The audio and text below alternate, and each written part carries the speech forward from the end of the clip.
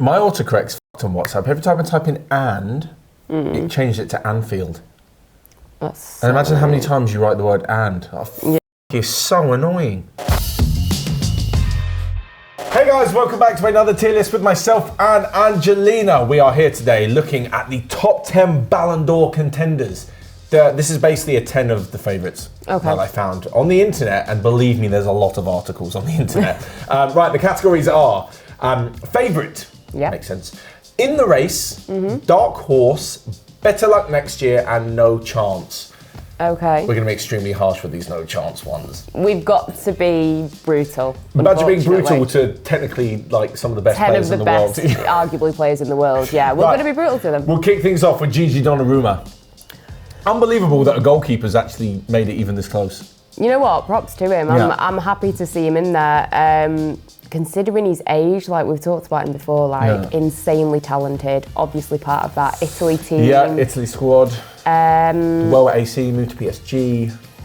I would probably put him in the race because I want to be really positive about a goalkeeper being here, but I just don't see him winning it. Yeah, that's the thing. I think that there's almost two parts of me. There's like the ones that you want to be like, go on, you can do it. I believe in you, Gigi. And the other half which thinks, given how the Ballon d'Or normally goes... We know the scenario, and the fact that goalkeepers are often sort of more rewarded in is the Lev Yashin trophy for goalkeepers. I think he's got no chance.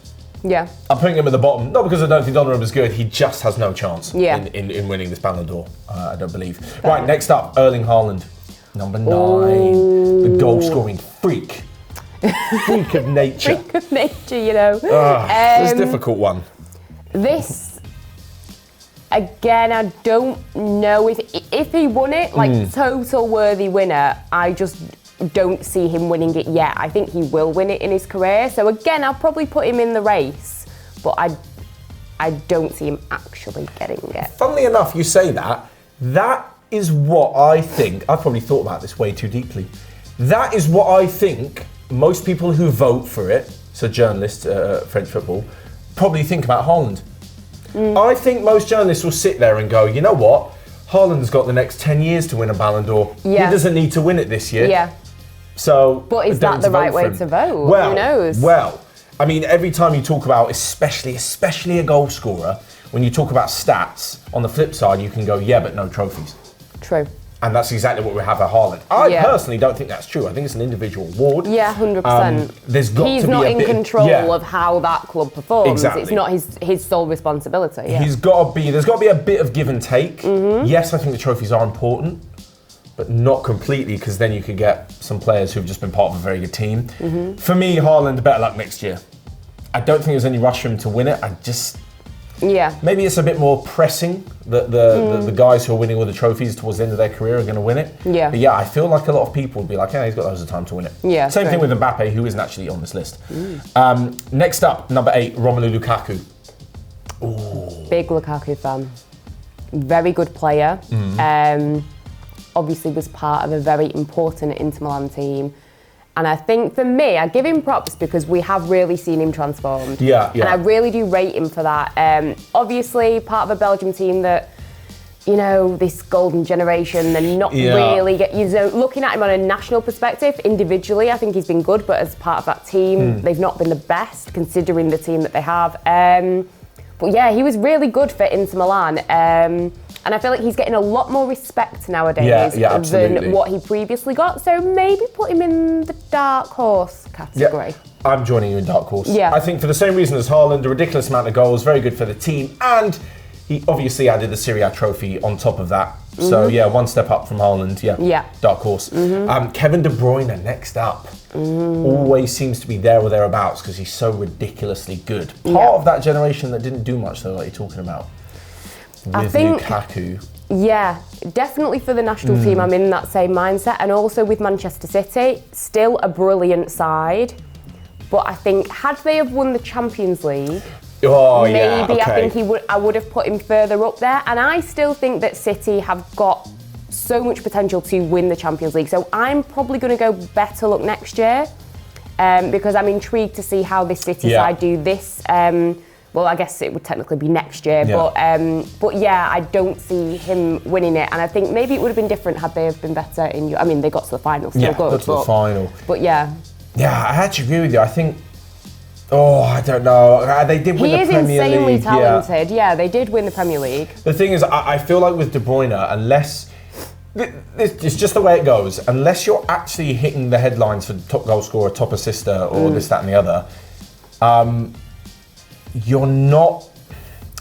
You're not really going to get as much credit when it comes to individual performances. And I think it's such a shame because Kevin De Bruyne is absolutely ridiculous and still the best midfielder in the Premier League. I think he's a dark horse. Yeah. For it, but it's going to be no surprise if he's maybe not even in the top 3. Yeah. Number 6. This is exciting. Karim Benzema. Again, another player that I am so happy is getting the respect that he deserved. And as a Man United fan, there were these rumours years and years ago about a Rooney Benzema swap. And to be honest, I kind of wish it would have happened. I definitely would. That'd be great. No shade to Rooney, but imagine, oh my God. Obviously, he had that return to the France national team. Yeah, they weren't amazing at Euro 2020, but obviously, I don't know if the Nations League is being counted into it, but, was... It should be. I mean, it's not, you're right, it's not a major, it's not a Copa America or Euros, but... was still, very good. For Real Madrid, he's been insane. Oh my God. So much kind of put on his age, but... A, he's not really that old, and B, he's completely, proving people wrong. And I would really like to put him in the dark horse category because I would really like it if he did surprise people. But again, I don't see him as a favourite or truly in the race just because of the way the cookie crumbles in this competition. But that's the biggest shame. I'm actually going to go one up, and I'm going to go in the race. I think. Personally, he's been ridiculously good in 2021. Unbelievable. And I think he'll actually be in the race, especially when he's carried Real Madrid at times in the last sort of, 10 months. Yeah. But realistically, my head is saying that, like you mentioned, he'll probably be in dark horse. I'm just going to put him in the race for now. But and maybe you never know, next year, with it being a full year without Lionel Messi, maybe he will do even better in the league, and maybe that will push him. Yeah, true. Maybe if he takes home the Pichichi Trophy for top goal scorer, you can kind of add that onto his resume or his reasoning as to win it. Yeah. I'm going in the race because I think he's been brilliant, but he's probably more realistic dark horse. Right, number 5, N'Golo Kante.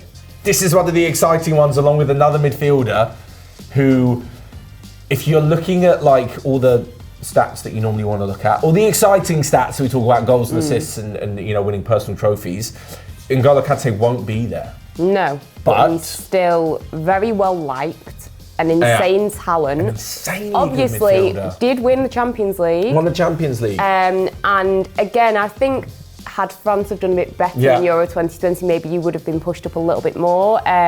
Did win Nations League, as we said. Basically, the Nations League hasn't gone on long enough that we know quite where to place it in terms of how well regarded it is. How well regarded it's critics, difficult. Yeah. I mean, look, they're beating good teams in the finals, but the whole route to get there, that qualification and the 3-team groups is all a bit confusing.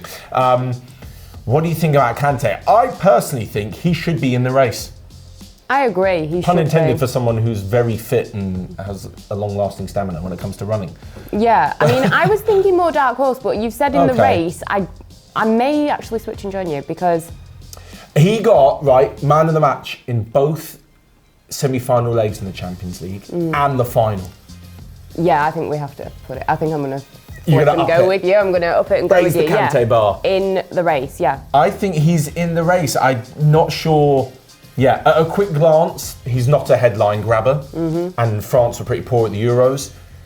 I think that might hold him back into the race. Right, number 4, Cristiano Ronaldo. Talk to me, Manchester United fan. Oh, this is a Ronaldo. Tough one. Take away all your love for him and just think, is he going to win it? Has he done enough this year? You know what? This is going to sound brutal, but I actually would probably put him in no chance.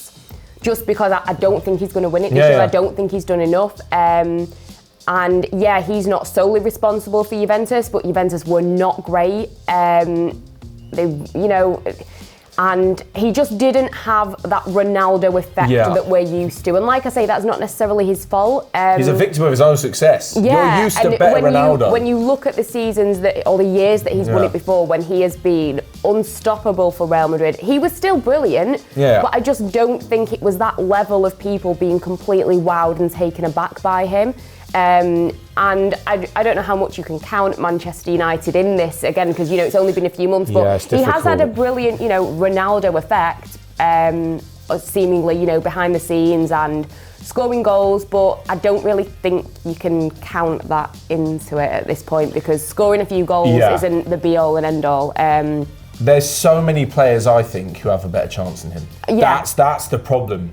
And it's not that he's a bad player, but like you say, there are so many other players that also deserve it, and maybe deserve it more because they really have stepped their game up. Because the thing is, if you look at Ronaldo and you say, right, top goal scorer Serie A, right? Well, there's other top goal scorers in other leagues. If you say one, I've forgotten what it's called now, the Coppa Italia, the Serie A, not the Serie A, the Italian Cup. Right, other players have won domestic cup competitions. Didn't go far in the Champions League with Juventus. I think that's a big thing. Didn't really make a big impact. It won the top goal scorer of the Euros. Portugal didn't make the biggest of impacts. There's nothing that he's done that another player hasn't done in 2021, and that's why it's so difficult for him to win it. And some people might say, oh, well, he's broken this record and that record, but regarding like the silverware, it's just not been there. And like I say, that's not solely his fault. I think if next year, if Man United win a trophy, he's back in. Yeah, 100%. So it's no hate on him. I just don't think compared to the others he's got a chance. Also, Angelina makes a very good point. Those records that he's broken aren't the result of 2021 form. No, it's just the fact that he's been playing for such a long time and he's managed to get X amount of goals or X amount of appearances. Yeah, like that record-breaking men's international, 110 goals or whatever. They weren't all this year. No. So that's the culmination of loads of previous years. So I'm not really sure, unless there's a specific record that's been broken from last season maybe, and the beginning of this year, you can't really hold it towards Ronaldo. And again, had Portugal gone a little bit further, maybe. So you're saying no chance? Yeah, I am. I'm tempted to say better luck next year, but time's kind of running out for Ronaldo. But don't count him out, so I'm going to say better luck next year. Yeah. Right, number 3, Jorginho. We're basically going through the same things that we said about N'Golo Kante and Jorginho. Yeah, which is why he won the Euros. He did win the Euros. I'm going favourite, straight up. For all the reasons we said about N'Golo Kante, I think Jorginho was very good. Because I was going to put him in the race, but I guess technically I would have to put him above in favourites because he won the Euros and was key in that team. He didn't just win it and rock up like, hey, I was in this team. Yeah. He was key. Someone mentioned on a video recently saying, but technically Emerson Palmieri should be there because he won the Champions League with Chelsea and the Euros with Italy. I'm like, guys, come on. We know the impact that Jorginho had on the team and Kante had on the team. And people often are in two camps. You're either in the trophy camp or you're in the individual stats camp. Jorginho kind of makes the best of both. And on top of this, someone also mentioned that what about Busquets and Casemiro, who never got the appreciation that the likes of Kante and Jorginho got in midfield? And I completely agree. But unfortunately, that's not us. We didn't make those calls. That's not us. Oh yeah, and also there was a last thing. People always blame FIFA. The guys, this is not FIFA. FIFA aren't buying this award. This isn't corrupt FIFA. FIFA were involved with the Ballon d'Or for about 5 or 6 years, a few years back. Yeah, this isn't FIFA. This isn't FIFA voting. So everyone who seems to be saying, FIFA love Ronaldo, give Ronaldo the award, doesn't quite work like that. So yeah, I'm actually going to go with favourite for Jorginho. Same. Because I think he's built up enough hype and deserved it with the awards. I agree. But I'm not sure he's been the best player. I just think if you're building cases, he's ticked a lot of boxes. Right, the second one, Lionel Messi.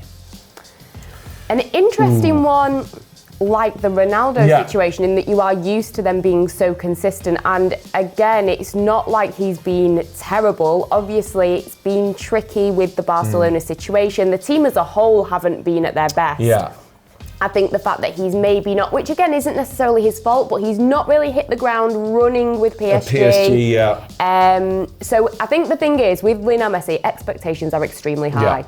And I don't think he's 100% hit them, kind of similar to Ronaldo. However, looking at that PSG team, I'm going to put him in like better luck next year, because I think this team next year has the potential that he could really be good. Take it to that next level and prove a lot of haters wrong, because a lot of haters obviously use the excuse of, oh, he's only played with Barcelona.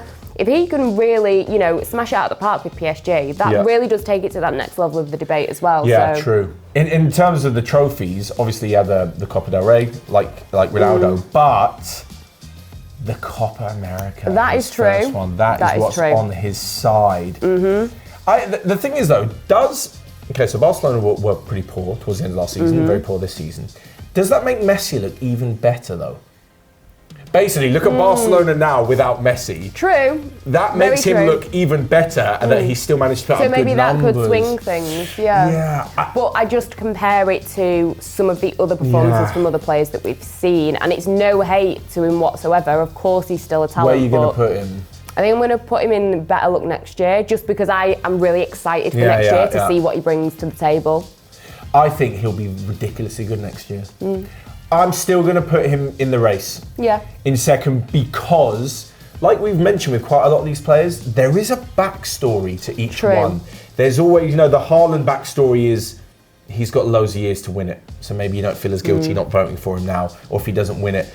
You know, the backstory behind Jorginho having been part of teams that have won trophies where he hasn't been sensational. And I think with Messi, he's basically just, this is his competition, and he's been so good without being regular Messi that I still think he's in the race. I still think he's in the race. And finally, then Robert Lewandowski.